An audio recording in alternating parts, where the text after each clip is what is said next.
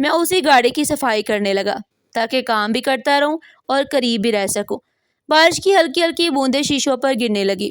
Work shop کی چھت پر پانی ٹپکنے کی آواز گونج رہی تھی۔ میں گاڑی کے شیشے صاف کرتے کرتے اچانک سے رک گیا۔ میری نظر ان کی ہتھیلی پر پڑی اور میں ساکت رہ گیا۔ وہ تصویر بالکل وہی تصویر تھی جو مجھے بابا کی واسکٹ سے ملی تھی۔ میرے ہاتھ سے کپڑا نیچے گر گیا۔ مجھے فوراً سمجھ آ گیا کہ ان کے پاس تصویر کا دوسرا حصہ تھا، اور اس تصویر میں جو بچہ کھڑا تھا اس کی شکل بالکل میرے بابا جیسی تھی۔ میرا دل زور زور سے دھڑکنے لگا۔ میرے کانوں میں شور سا گونجنے لگا۔ میں کچھ لمحے وہیں کھڑا رہ گیا۔ پتہ نہیں کیوں میرے قدم خود بخود ان کی طرف بڑھنے لگے۔ میں قریب پہنچ رہا تھا کہ انہوں نے فوراً اپنی آنکھیں صاف کی اور تصویر مٹھی میں چھپا لی۔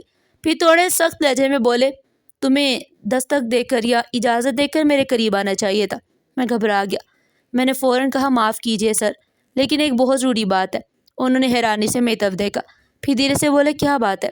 میری نظر ان کے ہاتھ پر تھی۔ میں نے کانپتی آواز میں کہا، پہلے آپ بتائیں یہ تصویر میں کون ہے اور آپ اس کو دیکھ کر کیوں روتے ہیں؟ یہ سنتے ان کا چہرہ بدل گیا۔ انہوں نے کچھ لمحے خاموشی سے میری طرف دیکھا، پھر ایک لمبی سانس لی۔ بارش اب تیز ہو چکی تھی۔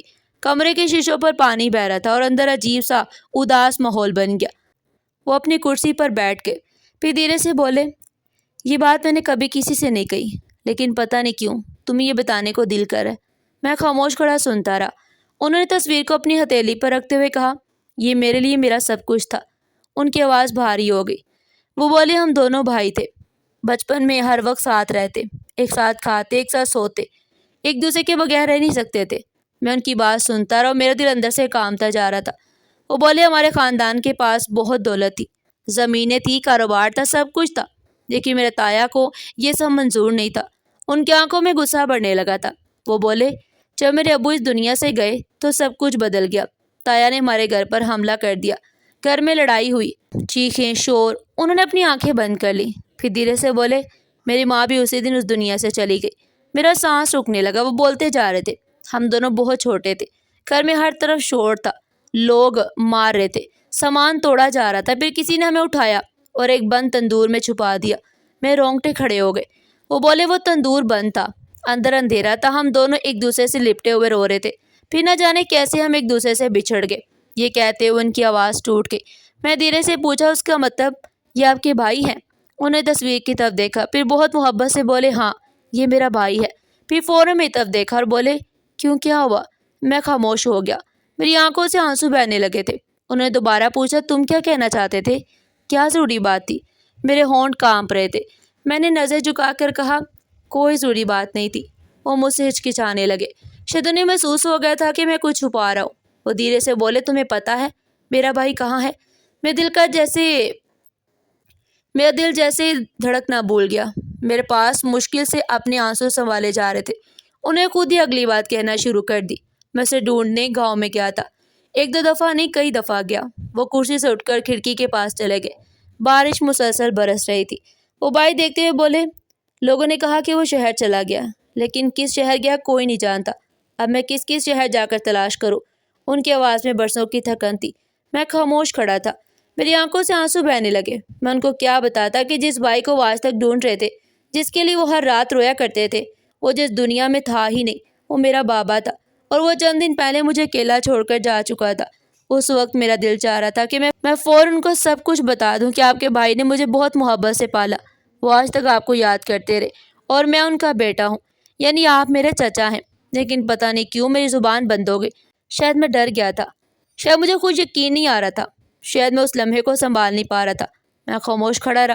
پھر میں نے جلدی سے اپنی آنکھیں صاف کی اور وہاں سے باہر نکل گیا۔ بارش ابھی ہو رہی تھی۔ میں سڑک پر چلتا رہا۔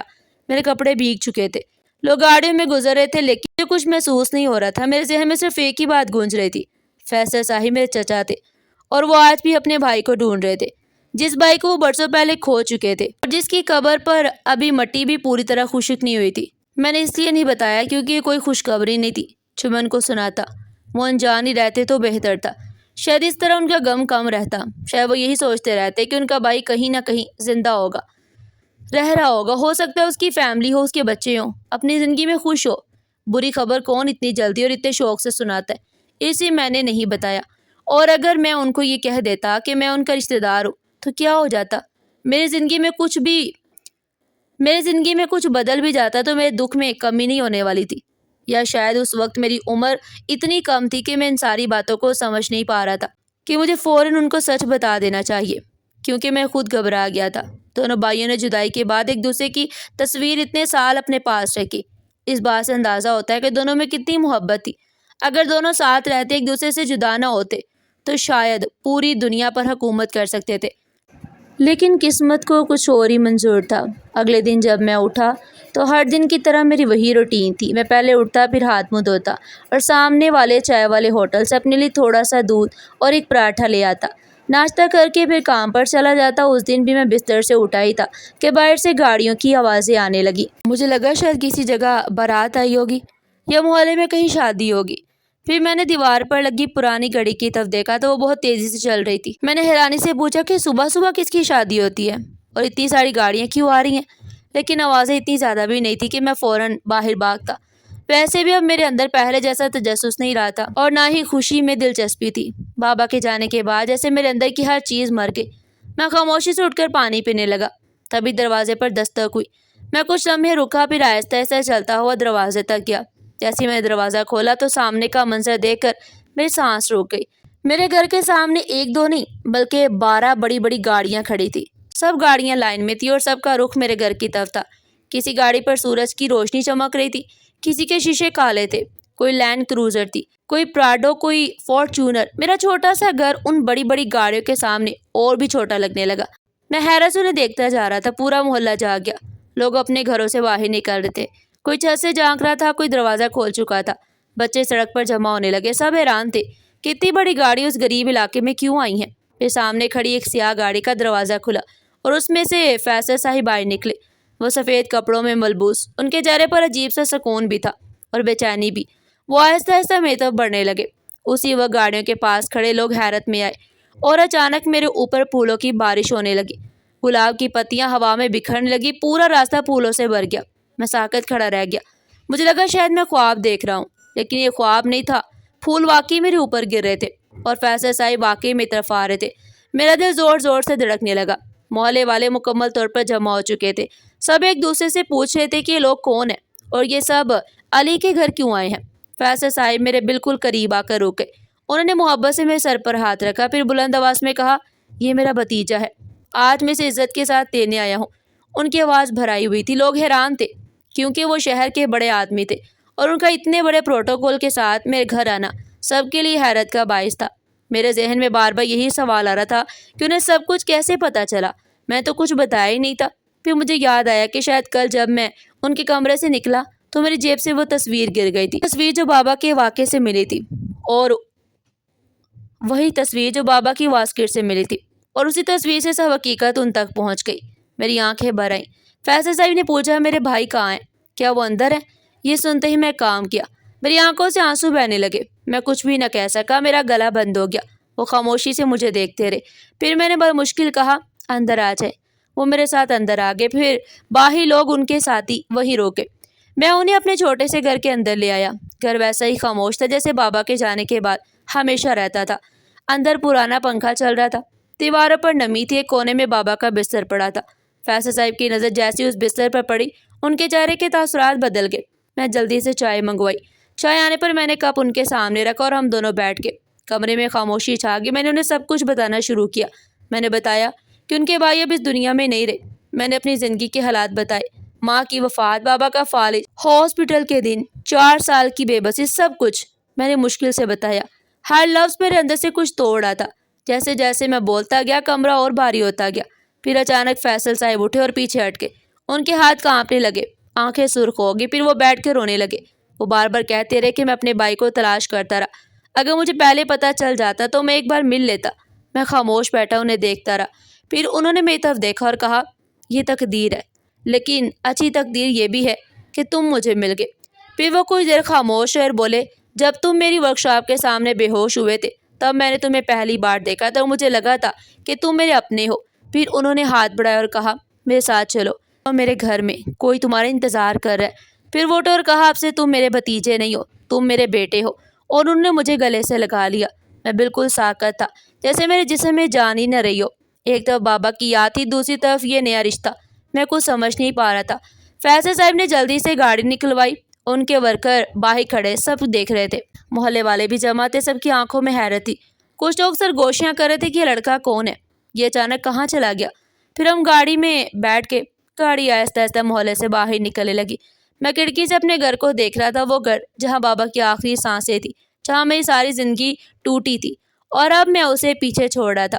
گاڑی شہر کی سڑکوں پر چلتی جا رہی تھی، بڑے بڑی بلڈنگز نظر آ رہی تھی اور روشنیوں کا شہر تھا، لیکن میرے اندر خاموشی تھی۔ فیصل صاحب بار بار میری طرف دیکھ رہے تھے، ان کی آنکھوں میں اب بھی نمی تھی، لیکن ان کے چہرے پر ایک فیصلہ بھی تھا، جیسے انہوں نے میری زندگی کا رخ بدلنے کا ارادہ کر لیا ہو۔ وہ مجھے سیدھا اپنے گھر لے گئے۔ جیسے جیسے گاڑی شہر کی بڑی سڑکوں سے گزرتی رہی، ویسے ہی میرا دل بھی عجیب سی کیفیت میں مبتلا تھا۔ اونچی اونچی عمارتیں اور صاف ستھری سڑکیں، روشنیوں سے جگمگاتے سگنل، سب کچھ میرے لیے نیا تھا، لیکن میرے اندر پھر بھی ایک خالی پن تھا۔ گاڑی ایک بہت بڑے گھر کے باہر جا کر رکی۔ بڑی لوہے کی گیٹ خود بخود کھل گئی۔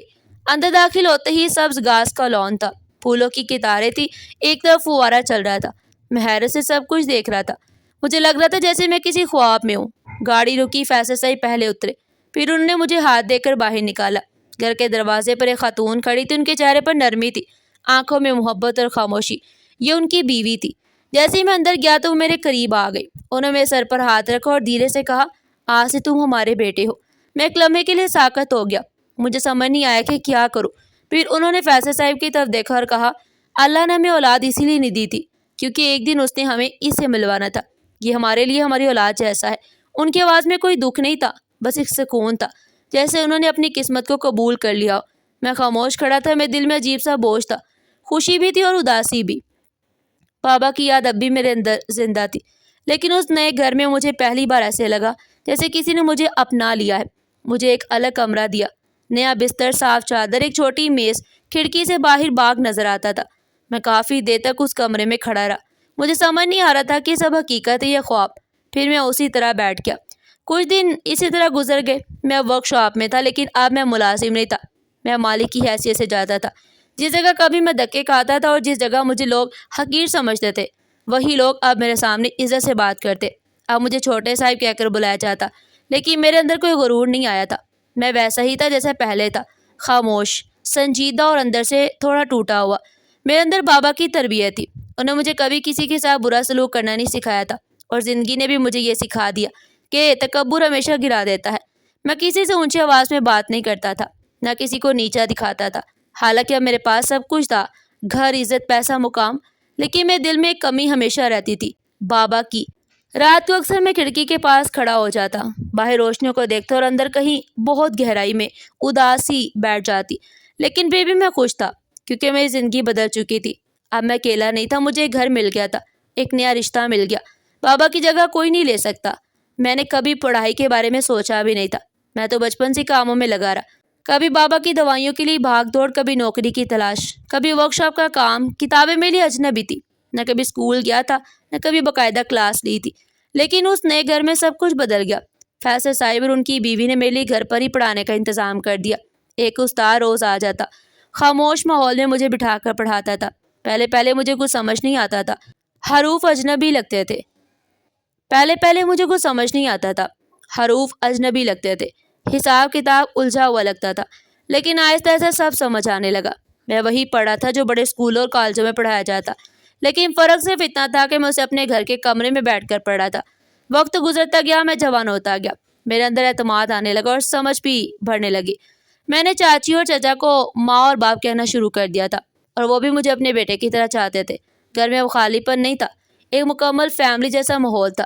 میں ان کا خیال رکھتا تھا، ان کی چھوٹی چھوٹی ضرورتیں پوری کرتا، ان کے ساتھ بیٹھ کر کھانا کھاتا تھا، ان کی باتیں سنتا تھا۔ چچا اکثر میرے سر پر ہاتھ رکھ کر کہتے تھے کہ تم نے ہمارے گھر کو مکمل کر دیا، اور چاچی خاموشی سے مسکرا دیتی تھی۔ میں نے ان کی زندگی میں اولاد کا وہ سکھ لانے کی کوشش کی جو شاید اللہ نے انہیں دے کر دیا تھا۔ میں ان کے ساتھ ہر لمحہ رہتا، ان کی خوشی میں شامل ہوتا، ان کے دکھ کو سمجھتا۔ میں اس گھر کا حصہ بن چکا تھا۔ وقت کے ساتھ سب کچھ بدل گیا، لیکن میرے اندر ایک چیز ویسی تھی، بابا کی یاد۔ رات میں جب میں پورا دن ختم ہوتا، میں چھت پر چلا جاتا، آسمان کو دیکھتا اور پرانی یادیں دل میں ابھرنے لگتی۔ وہ دن یاد آتے تھے جب میں بابا کو پانی پلاتا، جب وہ بستر پر بے بس پڑے رہتے، جب میں ان کے لیے نوکری ڈھونڈتا تھا، دل بھاری ہو جاتا، لیکن اب زندگی بدل چکی تھی۔ میں جانتا تھا کہ میں اکیلا نہیں ہوں، میرا بھی ایک گھر تھا، میرا ایک سہارا تھا۔ فیصل صاحب کبھی کبھی ورک شاپ میں آتے تھے۔ وہ بہت زیادہ نہیں بیٹھتے تھے کیونکہ میں نے سارا کام سنبھال لیا تھا۔ جب وہ مجھے کام کرتے دیکھتے تو ان کی آنکھوں میں سکون ہوتا۔ وہ اکثر کہتے تھے کہ اب یہ جگہ تمہارے بغیر ادھوری ہے، لیکن میرے دل میں ایک عجیب سا احساس ہمیشہ رہتا۔ میں چاہے جتنا بھی آگے بڑھ جاؤں، بابا کی جگہ کوئی نہیں لے سکتا تھا۔ وہ ہمیشہ میرے دل کے کسی کونے میں زندہ رہتے تھے۔ ایک دن چچا میرے پاس بیٹھے تھے، ورک شاپ کی فائلیں سامنے رکھی تھی۔ وہ خاموش تھے، پھر اچانک بولے، جس آدمی نے ہماری خاندانی جائیداد پر قبضہ کیا تھا اور جس کی وجہ سے ہم دونوں بھائی الگ ہوئے تھے، وہ اب ہمارے سامنے کچھ بھی نہیں ہے۔ میں خاموشی سے سن رہا تھا۔ وہ آگے بولے، ہم اتنی جائیداد کسی کو صدقے میں دے سکتے ہیں جتنی اس نے چھین لی تھی، لیکن کچھ لوگ بہت برے ہوتے ہیں۔ وہ تھوڑی سی چیز کے لیے پورا گھر تباہ کر دیتے ہیں، رشتے توڑ دیتے ہیں، زندگیاں برباد کر دیتے ہیں۔ میں ان کی باتیں سنتا رہا۔ میرے دل میں ایک سکون بھی تھا اور ایک درد بھی۔ سکون اس بات کا کہ انصاف ہو گیا، اور درد اس بات کا کہ بہت دیر سے ہوا تھا۔ میں نے کھڑکی سے باہر دیکھا، سورج ڈھل رہا تھا، آسمان نارنجی رنگ میں ڈوبا ہوا تھا۔ ورک شاپ کے اندر ہلکی ہلکی روشنی تھی، لوگ کام میں مگن تھے، لیکن میرے دل میں ایک الگ سی خاموشی تھی۔ میں نے آہستہ سے کہا، زندگی واقعی بدل سکتی ہے، لیکن کچھ یادیں کبھی نہیں بدلتی، کچھ رشتے وقت کے ساتھ بھی ختم نہیں ہوتے۔ زندگی کا سب سے بڑا سبق یہ ہے کہ انسان کو اپنی اصل نہیں بھولنی چاہیے۔